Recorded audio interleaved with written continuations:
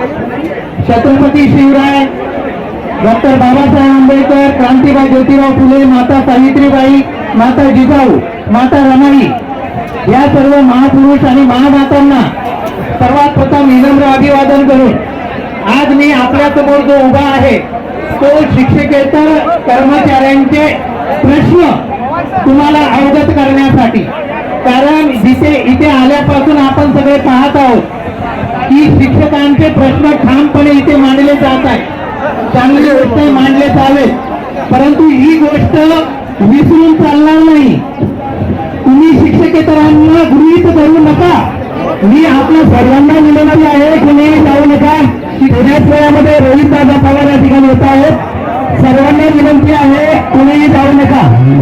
आपल्या सर्वांना माझी नम्र अशी विनंती आहे, एक तर शिक्षकेतरांना गृहीत धरू नका।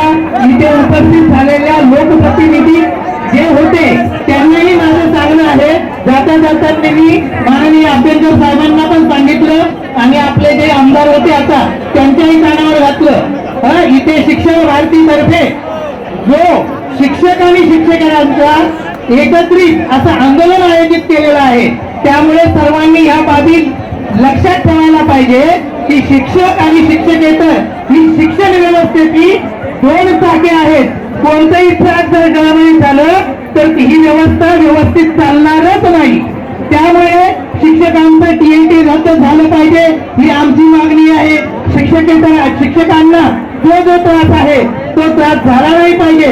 त्याचबरोबर आज आपण बघितलं की 2013-14 नंतर शिपायांची संच मान्यता आलीच नाही, म्हणजे शिपायांची पदभरती झालेलीच नाही। त्यानंतर शिक्षकेतर कर्मचाऱ्यांची पूर्ण ही पदभरती झालेली नाही।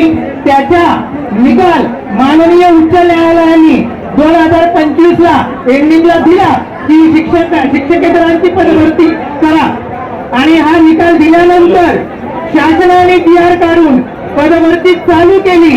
ती 4 एप्रिल 2025 ला शासनाचा GR आहे आणि शासनाचा GR काढल्यानंतर संचालक 28 मे 2025 ला परिपत्रक पत्र काढतोय की शिक्षकेतरांची भरती स्थगित करा। म्हणजे हे किती चुकीचं आहे, याच्या विरुद्ध काय, याच्या म्हणजे शासन GR काढल्यानंतर शासनाने GR म्हणजे शाळेच्या मुख्याध्यापकांनी एखादी नोटीस काढल्यानंतर तिकडचा पर्यवेक्षक किंवा सहाय्यक शिक्षक म्हणतो की थांबवा, ही नोटीस करा, थांबवा। म्हणजे हे आजच कारभार आहे की नाही या शासनाचा? म्हणजे शासनाने GR काढला, पदभरती करा, आणि त्यानंतर संचालक पालकर साहेब म्हणतायत की स्थगिती आणा। म्हणजे हा कसा उलटा कारभार आहे? म्हणजे तुम्ही सर्वोच्च न्यायालयाचं पण म्हणणं ऐकत नाही आणि अशा पद्धतीने परिपत्र काढताय। त्यानंतर महत्वाची गोष्ट अशी की BOL आणि SRI ह्या दुट्या ज्या येतात त्या रद्द झाल्या पाहिजेत। या विरुद्धानं आपलं प्रामुख्यानं आजचं आंदोलन आहे। मी GR चा संदर्भ तुम्हाला यासाठी दिला, संच मान्यतेचा संदर्भ तुम्हाला यासाठी दिला। आजपर्यंत शिक्षकेतरांची पदभरती होत नाही आणि ज्या शाळेमध्ये एकमेव लिपिक आहे त्या शाळेतील कर्मचाऱ्यांचा सुद्धा तुम्ही DL म्हणून ड्युटी लावता। म्हणजे काम कसं करायचं, प्रशासन व्यवस्था कशी चालवायची,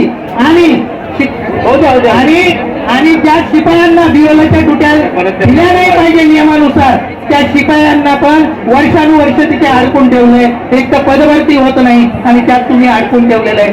शासनाच्या आणि माननीय सुप्रीम माननीय उच्च न्यायालयाने स्पष्ट सांगितलंय, लोकप्रतिनिधी अधिनियम 1950 13ब अंतर्गत त्याला उपकलम नंतर 29 असं सांगतंय की प्रशासकीय कार्य म्हणजे जे शासकीय कर्मचारी आहेत, स्थानिक स्वराज्याचे कर्मचारी आहेत, त्यांनाच घ्या। अपवादात्मक शैक्षणिक कर्मचाऱ्यांना तुम्ही या ड्युटीमध्ये समाविष्ट करा। तरी सुद्धा निवडणूक आयोग वारंवार SRI दाखल करतायत, नोटिसा काढतायत।